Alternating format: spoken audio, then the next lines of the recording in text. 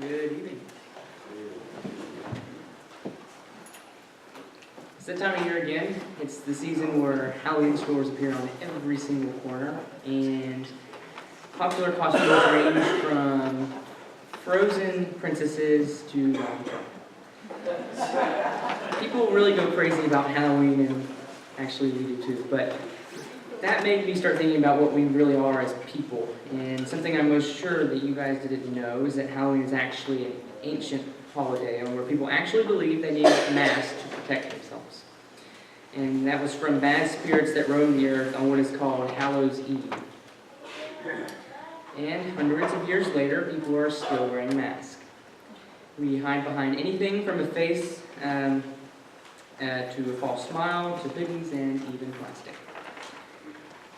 Then there are emotional masks, and the masks that we hide behind because of the fear about what other people might think about us. For example, if we are insecure, we might hide behind a mask of name dropping because we didn't like the name our parents gave us. Or if we are unsure of our strength, we hide behind the mask of being a bully. If we don't think other people like us, we hide behind the mask of anger.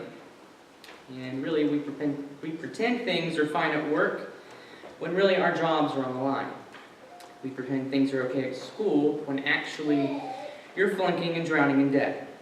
We're all so guilty of this, and sometimes we are so good at it that we forget who we really are. What mask do you wear? Do you think about that? So one of our biggest fears is that if we show our true selves, we worry about what the world will say, and we worry that they'll say, "Oh, it's just you," or "Oh, I didn't recognize you." But being just you is actually the best thing you could ever be. And so I've got a few quotes here from two famous people. The first one is, "Be yourself, everyone else is taken." The second famous person is David the psalmist, and "I praise you, for I am fearfully and wonderfully made." There are numerous people who are good at the same things as us, or maybe even better at them. But none of those people have the same personality, the same creativity, and the same Christian family here at Central. And to do that job, we need a Christian family. And that's something they can't match.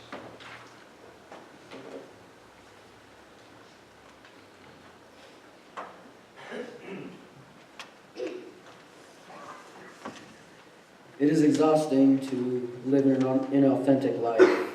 You may put on a mask, or 2, or 10. You may take a few off during that time. But worst of all, you really are forgetting who you are.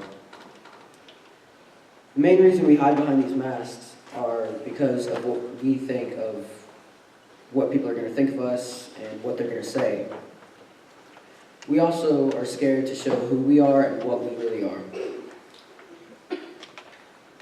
We're worried so much about who we're actually going to turn into and who we're trying to be that we could actually become something worse than that. The real question is, do you find yourself wearing a mask that is not your true self? Do you ever pretend you're something or someone else that you aren't? Are you pretending everything is okay and that you have everything together, but that everything is just falling apart? Are you being someone different than yourself?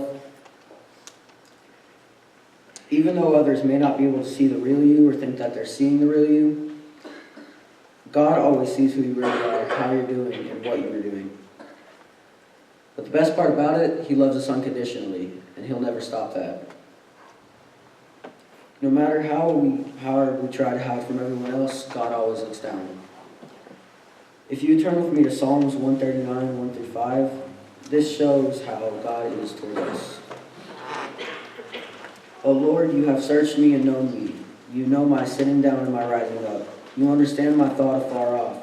You comprehend my path and are lying down. You are acquainted with all my ways, for there is not a word on my tongue. But behold, O Lord, you know it altogether.